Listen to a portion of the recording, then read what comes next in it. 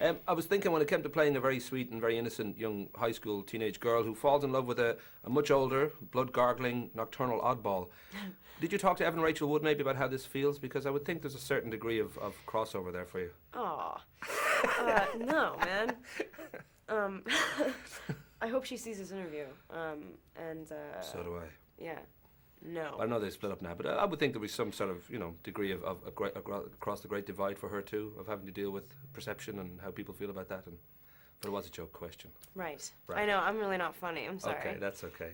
I know the beautiful Robert, he said that at first we read the script and he sort of got into the books and all that. He was a bit worried that this was sort of a one-dimensional character, that how do you play this perfect hunk, and it was really only when he auditioned with you that he sort of saw there was things to be done here. And I don't know, did it take a while for you to sort of feel there was things beyond cliche here, that you could actually make something of this? Yeah, the first contact that I had with the whole project, I had never heard of the book, and I was working on something else and not wanting to stray. I didn't have the mind space. I didn't have the capacity to think about something else at the time, and it was like forced on me. And so I was like, no, seriously, I don't have time. And so they gave me a synopsis of the thing, and it was terrible. It was like, in a sentence, it does sound very trite and shallow. 17-year-old girl like falls head over heels, like wants to die for this perfect being. It's like very ideological and far-fetched, and I was just like, nope. But I read the script and seriously begged for the audition, because I told them already, and then I called back and I was like, no, please, can I audition for this? And it's definitely, I mean, at least for Rob, he plays a character who's supposed to be perfect, but he's very flawed. I mean, he's 108 years old. He's lived forever alone and hating himself. And, it's like having a disease. It's like it's not something, it's not good. On the surface, it's something very different, but when you get down to it, it's like quite a hard, strained love story, so.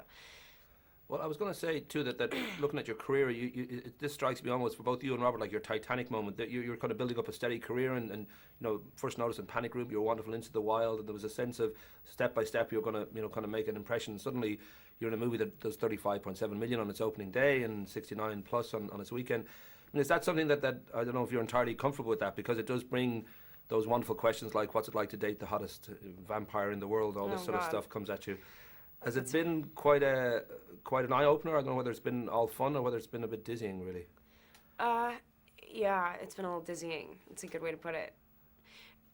I'm also, like, entirely disconnected from it. I've already done... What really drives me crazy is when I'm working. It's like I'm a nutcase when I'm working on something. Like, I can't think about anything else. I have, like, total tunnel vision, and thankfully I wasn't aware of it while that process was happening. It all happened afterwards, so it was like, well, thankfully that job is done, because I would have gone mad. So, yeah, I'm not very good at this. I can't, usually, it's easier, actually, when you leave the United States, because people ask you questions and then they want to hear your answers. But in the States, it's sort of like, so what is it like kissing a vampire? It's like, well, come on, man, I don't know. Never done it. I'm too serious. Like, I can't, I'm very, like, logical. I don't have, like, the mind that, like, jokes around. I just start, like, offending people when I start joking, and then I don't want to do that. So. Same here. Yeah. Obviously, my first question was almost offensive to you. Right. Yeah. But this notion that your mom's a script supervisor, your dad works for TV, he's a producer, and you were born in LA, and I don't know whether there was a kind of part of you, and you've said you were kind of a loner growing up, whether this life was pretty much a given. I don't know whether you ever thought, maybe I'll become a plumber. Was it always going to be this, do you think, or? No, actually, like, in the beginning it was pretty arbitrary. I fell into going to auditions, and I was, like, turned away vehemently from all, like, the kiddie shows and stuff, because I was too serious and not funny. And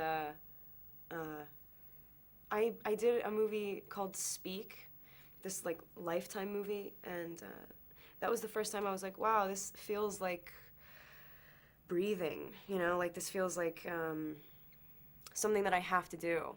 And so I kept doing it. It's good that I started young, too, because I think if I started at any older age, I wouldn't have been able to get past, like, insecurities, and I would have thought about it too much. And do you feel comfortable now, though? Because it seems there's success there and there's recognition and good kind of critical response, and so you're happy. Yeah, I mean, I'm happy that people seem to like the movie. I mean, at least the critics like the movie. Yeah, I'm happy. Rock and roll. I've been giving the friendly finger to wrap up. Oh, okay. Very nice to talk to you, dear. Yeah, same here. Thanks. Have you got a bit of time? You're just probably shuttle